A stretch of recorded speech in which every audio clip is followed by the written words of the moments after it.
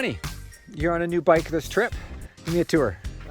This is a 2021 Revel Ranger out of Colorado, carbon fiber, short travel 29er, 115 in the back with a lockout. I got a grip shift lockout that I cut down.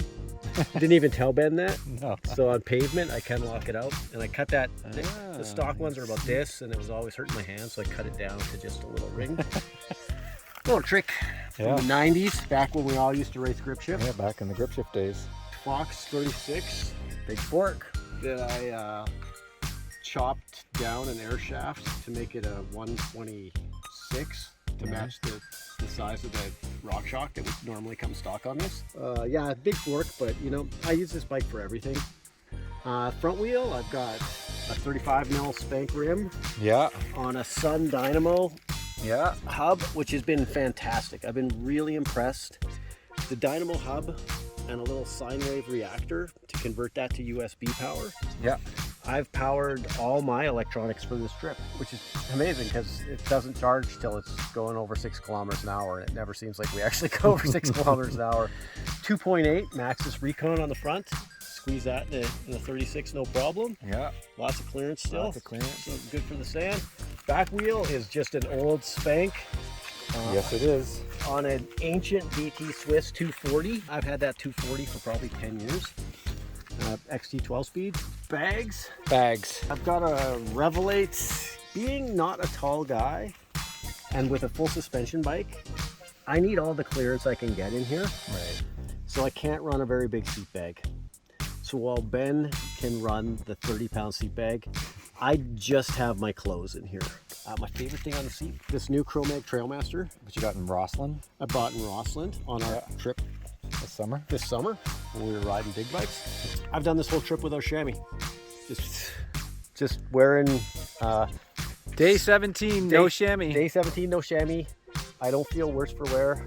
Just wearing some nice seamless underpants, 3 pair. Don't take up much space, but I think a lot of it is to do with having a new saddle with like some give. So I made the rest of the bags on the bike. Yep. So on the top, I have kind of a combination gas tank, back bag, cut down here so that I can still get on the bike mostly successfully. I made it a little short. Okay. Next time I would make it longer. I can actually attach it, but because I used a shock cord attachment system, it's still really stable. I haven't had to notice it. So in there, in the front, I have the little sine wave reactor, a couple of dollar store USB batteries that I charge up with the reactor. Yeah. And stuff that I just need to get at frequently. The Allen key sets, tools. There's a shock pump in here, which kind of helps fill this space. I haven't used it yet, but kind of need it with a full suspension bike. Tools and stuff back here. Again, with the idea of always trying to keep the heavy stuff on the bike. Yes. Frame bag below, which has tube and a few things back down in the bottom. Yeah. The rest of it is just food.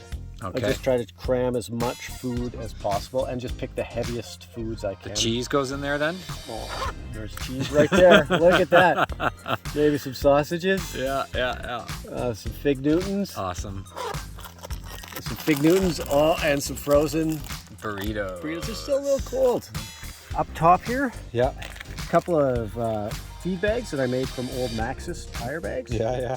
So this one on the right is actual feed. Got some Fig Newtons, some candy and stuff in there. Yeah.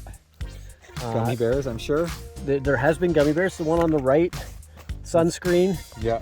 Backup sunscreen. He's a ginger, folks. He needs, and it. And butt cream. Oh, the creams. Yeah, What's the cream bag? Much like the ibuprofen, the butt cream has gone from hidden in the bag to being in a very readily available. That bag also carries a little Garmin InReach, which I borrowed from my brother-in-law. Thanks, Frank. Thanks, Frank. Which has been awesome. Mostly just so that people could follow along. Every day, send our wives a message saying we're camped here. Yeah. Because often we don't have cell phone coverage. So just so that they know we're making forward progress. Garmin that has the route. We still managed to get lost. And then on the front, I made a tube bar bag. Yeah. Roll on both ends. And then I just made a harness out of an old crazy carpet. The crazy carpet continues. The crazy, yeah. And so is that a painter stick in there? What is that? It's just a piece of plywood I found in my garage. Needed a little structural support. I will put the plans in the description below. I'll put the links to make this frame bag, this front holster. Yeah, so that's the bike. It's been a fantastic setup. All right, thanks for that tour, Johnny. Yeah, thank you.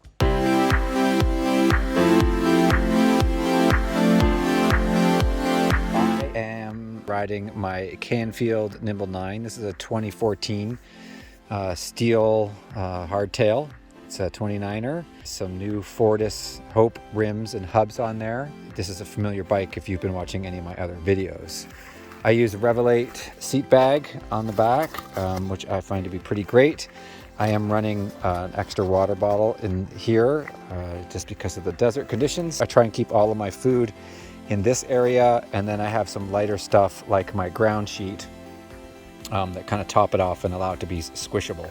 Then down here I have a seat bag that I've retrofitted and just kind of jammed in this space. This is where I have my GoPro batteries, as well as my charger for my brick and my phone.